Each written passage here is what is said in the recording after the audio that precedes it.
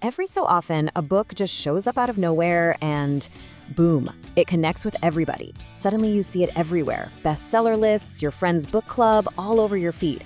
Well, today we're unpacking one of those books, Theo of Golden.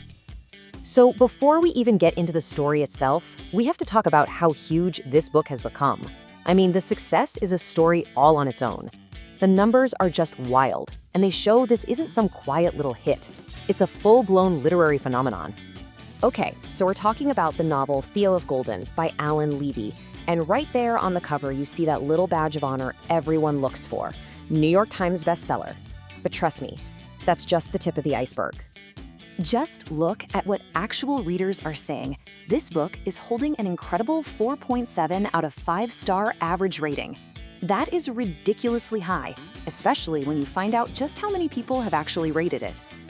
Yeah, that amazing rating comes from almost 25,000 reviews. This just proves it's not some niche book that only a few people get. It has reached a massive, massive audience, and that audience absolutely loves it. And it's not slowing down one bit. Right now, as we speak, it's sitting at number 3 on the Amazon charts.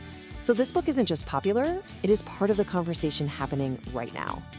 Okay, so with all this success, you have to ask, right? What is this story about that has so many people hooked? Let's dive in and find out. The story drops us right into this small southern town called Golden, and it kicks off with a classic, super compelling setup. A mysterious stranger rolls into town, and you just know things are about to change. It's such a simple but perfect opening. We're not in some huge anonymous city. We're in Golden, a place where a new face gets noticed immediately and becomes the talk of the town. And this, right here, is the heart of the mystery. We find out his name is Theo, but that's pretty much all we get. He has no backstory, no clear reason for being there. He just shows up.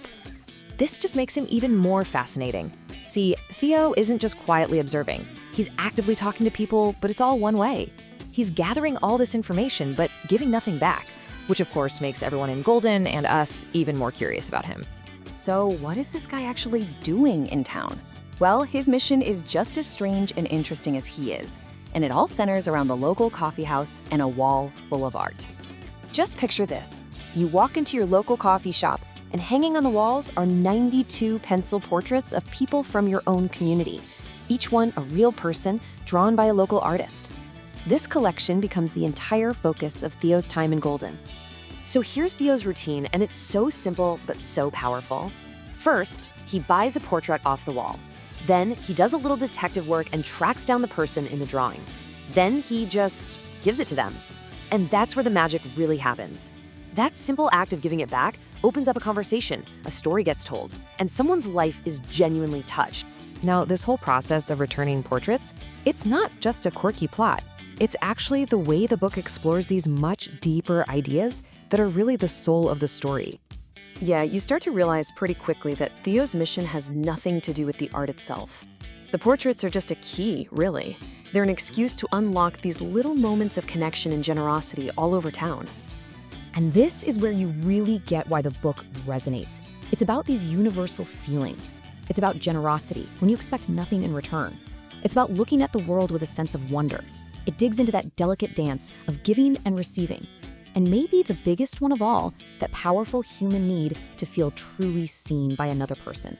The book suggests these little acts of kindness are like these invisible threads that hold us all together.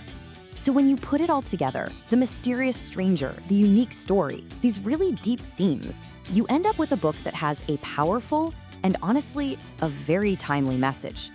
I mean, let's face it, the world can feel pretty complicated and messy sometimes. Theo of Golden is just this beautiful reminder that one simple, thoughtful act can create ripples, changing not just one person, but an entire community. It shows us that kindness is never, ever a small thing. And that leaves us with this final, big question that sits at the very core of this novel. A question that definitely sticks with you long after you finish the last page. What does it really, truly mean to be seen? It's a question worth thinking about, for sure. Theo of Golden is a quiet powerhouse of a book that's clearly found its moment by reminding us of the simple, powerful connections that make us human. The link to this book is in the video description.